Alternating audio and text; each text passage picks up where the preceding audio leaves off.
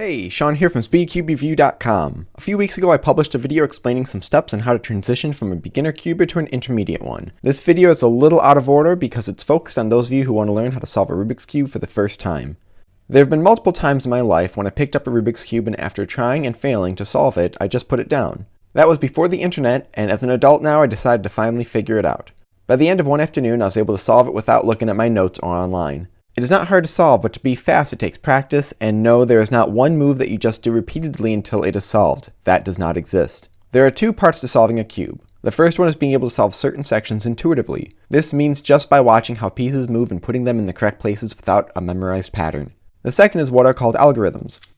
These are a series of steps to move select pieces around. Now remember that a Rubik's Cube is not 56 movable stickers or colors. The centers never move from their spots and there are only 20 total moving pieces. I can mix a cube up in any which way, and the white center will always be opposite yellow, blue opposite green, and red opposite orange with the standard color scheme. There are multiple methods to solving a cube, and I'm sure those of you who can already solve it would like to add some pointers in the comment section below. I will be going over how I learned, which is usually referred to as beginner method or layer by layer method. The first thing to do is to intuitively solve the cross on one of the sides. Now I strongly recommend switching up what colors you solve on each time. It's a good technique to have if you want to, quote, speed solve. I'm using a special cube that will only show the pieces we are working with. Now when making the cross, remember that it is the entire piece that we are putting into place. You may make a cross, but the goal is to do so with the other color of the edge piece matching the center color on the sides of the cube. This may be a slow process to learn how to manipulate the cube without messing up the other pieces, but keep at it. It will get easier with time.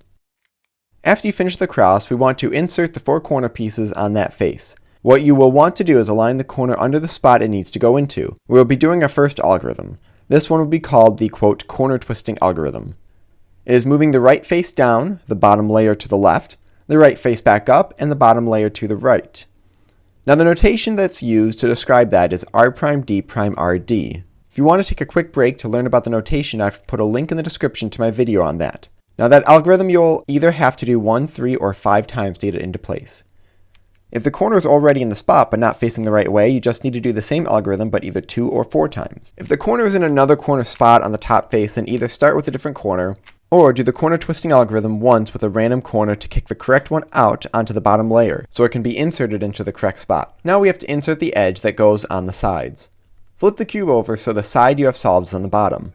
What you will do is find the edge that should be inserted on the side above the corner piece that was just solved. Then put the edge above the center that matches the side color so you get an upside down T on that face. Have that face in front, and if it needs to be inserted on the right, you do U, R, U prime, R prime, U prime, F prime, U, F. If it needs to be inserted on the left side, you do U prime, L prime, U, L, U, F, U prime, F prime. The parentheses are just to help organize the way it looks and do not mean anything as far as cube movement. Now what is really happening is you are bringing the corner up to pair it up with the edge and then reinserting them together. Just like the corners, you may need to insert an incorrect edge piece because the one you need is in the wrong spot already or flipped the wrong way. Now we get to orienting the top layer. We need to get the same color all facing up. First we do the cross. All you need to know is the algorithm F, R, U, R prime, U prime, F. It is very similar to the corner twisting one. If you already have a cross, then you can skip this step. If you have a bar, have it face horizontal and do the algorithm.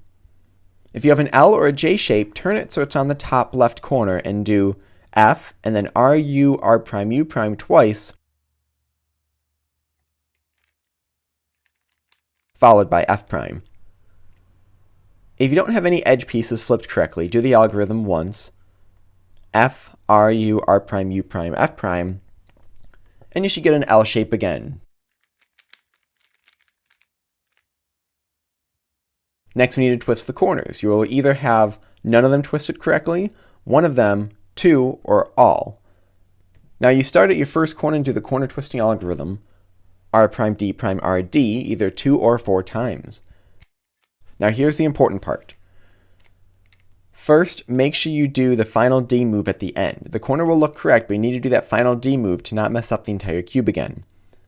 It will look a little messed up here, but what you do is only move the top face, putting the corner you need to adjust in the place the previous one was. You keep doing this around the cube, only moving the top face and doing R prime D prime R D. You'll do the algorithm a total of either 6 or 12 times.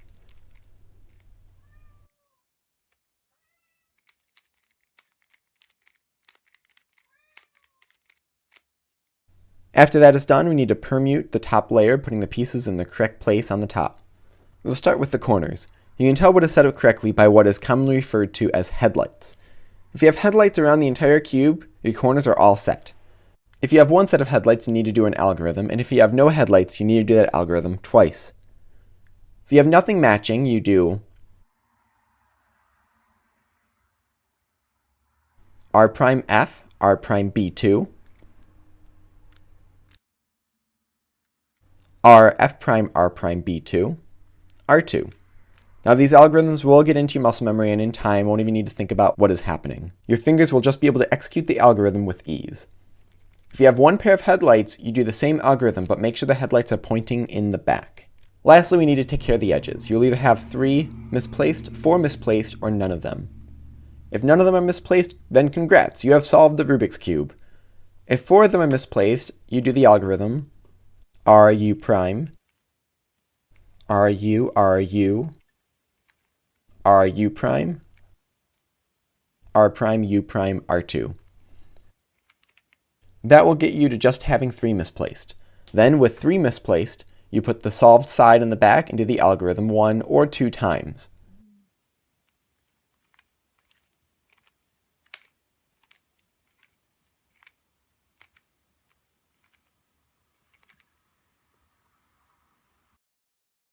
And your cube should be solved.